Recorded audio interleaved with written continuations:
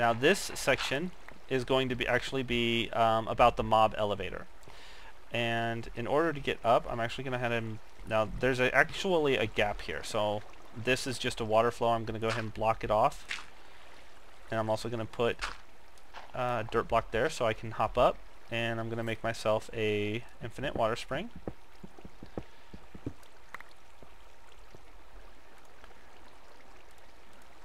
And again, this is going to be Ethos mob elevator. Mobavator, as I think he calls it. Finish putting that there. And in the last patch, Notch made it so that when water travels over glass, it acts normally as though it's traveling over solid block. So it stops acting so funny. Now this did not just affect glass, it also affected signs, and it also affected pressure plates.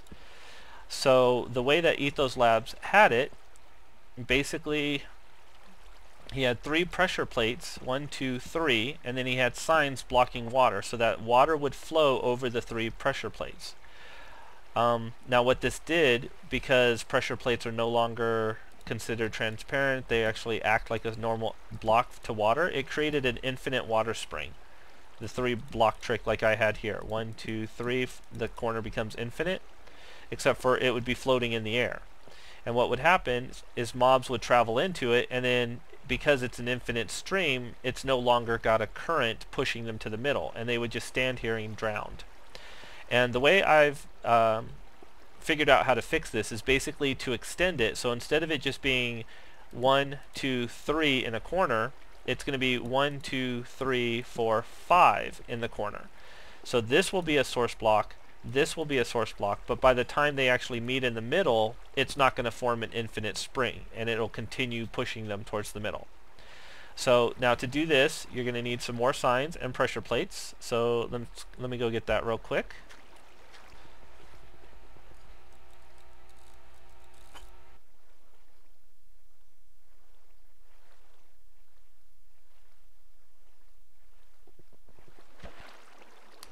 Okay, now I'm pretty sure I'm going to need more signs than this, but this should get me started. And I only need 10 pressure plates, because again you're going to have 2 spots where it's 5 by 5, well, 2 spots where it's a corner of 5. Okay, so again, now you do have to keep in mind where the water air is up above you. Again, it's going to follow the same pattern. So if you have a water here and an air here, then you know you're going to have a water in this space, which means it's going to be air on the bottom. Okay, so I'm going to put that there. So this will prevent water from flowing down onto it, and it will stay air. And the block above it will be water, air, water. Same thing on the other side, water, air, water. This block will be air. Okay, and then we're going to do the V, and another V over here. Okay, now the next thing we need to do is we need to block the above areas, so that if we put a water here, it can't flow backwards. We want it to flow forward, but we also don't want it to cut across to this side. So we'll put a sign there. Okay, so this water block has nowhere to go but that way. Okay, we also want to make sure it's not going to fall off of this side as well. So we're going to end up with 2 signs there. And on the other side, we're going to have 2 signs as well. So you've got a V on you've got a V on that corner on the ground, and then you've got a V up on this corner in the air. Now the only thing is you also need to add a floating sign to basically block the air from not going in this corner. I don't know how else to explain it, but what you just want to do is put a sign on the edge of another sign, or you can do it on this sign. Either way, it's going to end up floating in the air. So this sign is blocking air, water from being in this block. This sign is blocking this, and this sign is blocking this general area. And then you're going to do the same thing on the other side. Actually, again, the sign's up above there, and you want to sign up above this side as well. And then do the same thing for the other. not where the pressure plate is, but one over. So if you have water there, it can't go that way. And one here. Alright, apparently I need more signs. So let's see, I've got the 2 on that V, I've got the 2 on that V, I've got the 5 here, so I need 5 more. So let me go make those 5.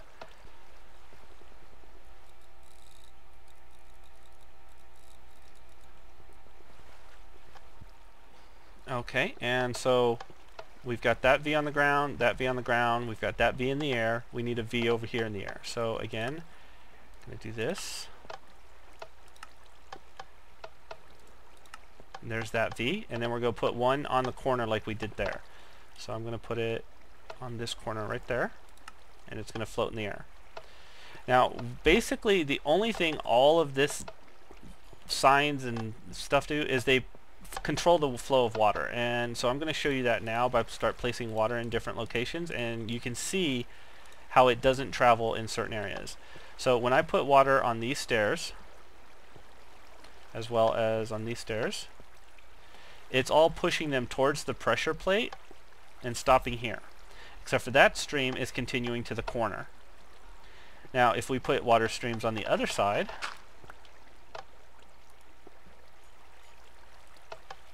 okay, again that's pushing you into the pressure plates, but this side is continuing the flow, and they're meeting in the middle.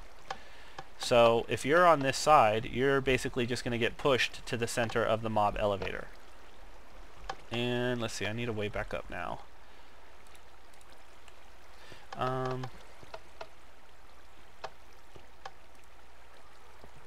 Actually, I'm going to go ahead and leave this one empty.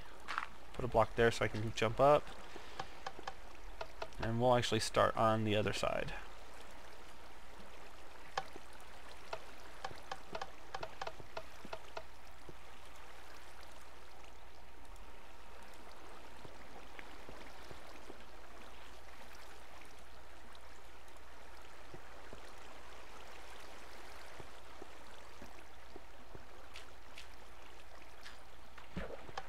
Okay, so we now have all the water flows coming to the middle except for that side. Now, this corner, obviously if you're pushed from that side or that side, you end up on these pressure plates and not moving anywhere. And the way that this is fixed, again, this is where he would normally have just a 3, one there, and then they would meet in the middle. So one there, and meet in the middle. However, I'm going to put mine actually one back from there, so it has to travel further, preventing it from creating the infinite stream. So there. Now it looks like it's all joined up, but all these pressure plates underneath have no water on them, and this, if you think about it, is basically the same up there. You have an empty spot with water above it, you have water with an empty spot above it, but no matter what, it's all flowing towards the center. Now this stream is continuing that way because I haven't put the second water block yet. There it goes. So now all of this, if you look, all of that is all meeting up in the center. And I'll show you a bird's eye view so you can see it a little bit better in a second. But I'm going to go ahead and put it on this side of the V as well as this side.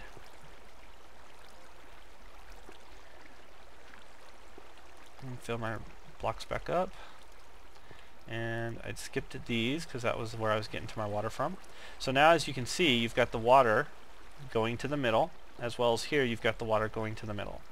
So anything that is up against this wall or this wall is being pushed directly to the center of the elevator. Now if we go over to the other side and look, this water flow on the ground is actually pushing you all the way to the middle, and when it meets up in the middle it pushes them to the center. And the same thing on this side. So again, all of these signs and all of those pressure plates, all they do is they focus all the water to the very center. So no matter which chamber or which trench the mob comes down, it's always going to end up in the center. Now the only difference, or the only thing is now, since these stick out further than it did on Ethos Labs, if mobs hit this water flow and start jumping, they hit the glass. Okay, and it actually causes them to take longer to get up there and whatnot. And I actually found a simple solution for that is just to cover the water source. So when they go under there, they just hit their heads and continue on to the elevator. And there's my failed jumping skills. Alright, and so we need one on this side above this water source. There. And one on this side above this water source. There. Alright, and let's see if we can't get out of here. I'm going to go ahead and recollect all my dirt from this corner. Again, this is just blocking the water flow, so as soon as I break these, there's the water. And I'm going to put a block there to get out. So now, when the mobs go under, they hit their heads, they continue flowing. This works for spiders, I've tested it. The downside, well, it also seems to, it may give you like an extra area for the mob to spawn on top of it. But if they spawn in this corner, of course, they're going to be stuck here for a little bit. It may take a little bit to get back into the water flow, but I think it's actually, I don't think it's going to affect how your mob spawner works. I think it's, even with these blocks, it's going to be just as effective. I'm going to refill my water buckets and close off this water spring. Okay, and break this dirt block. So this is the mob elevator. It is now complete. Oh, no, not complete. I'm sorry. I forgot to add 2 sources of water, which is okay because I'm going to use this to swim to the surface. Okay, so again, it's the same principle. If you have water here, you're going to have air there. If you have air there, you're going to have water here. And same for this side. And swim up to the top, and we'll give it a test run. Okay, I'm sorry about that. Silly me, I forgot to put out all the torches that were down there, so I gathered all of those up.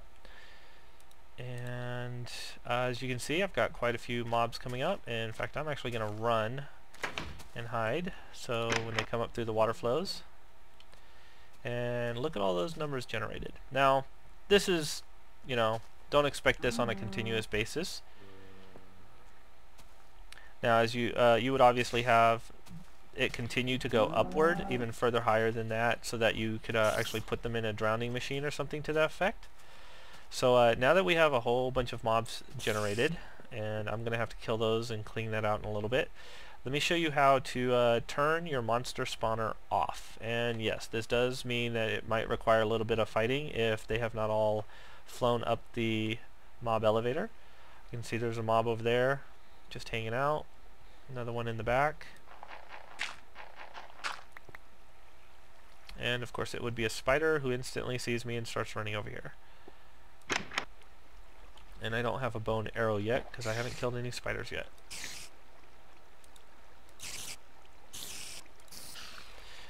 Okay, and in order to light your area back up, you don't need torches on every single corner like I had. That was just marking for when I dug.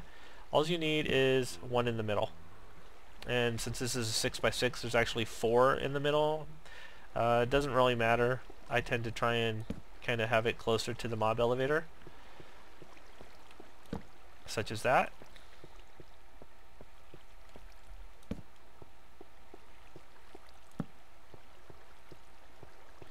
And light all the outside ones first. And I'm lighting this all up because my next video is going to be the monster grinder. I was going to try and cram it into this one, but after I thought about it a little bit longer, I decided to go ahead and extend it out to 2 videos. Now if you want, you can go ahead and put some in the middle as well, but usually I find anything that spawns in the middle is not a big issue to deal with, and there's not that many of them. So I'm just going to go ahead and put one there. Actually, make it easy on myself. Go put a dirt block there. And there we go.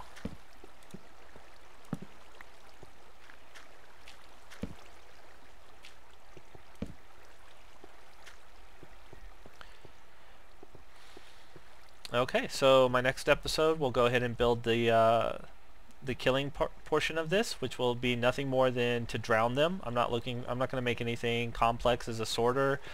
I think it's easier just to destroy any excess items that you didn't want rather than to try and build some kind of big sorting machine. So that'll be my next video. I hope you guys enjoyed, and I will see you next time.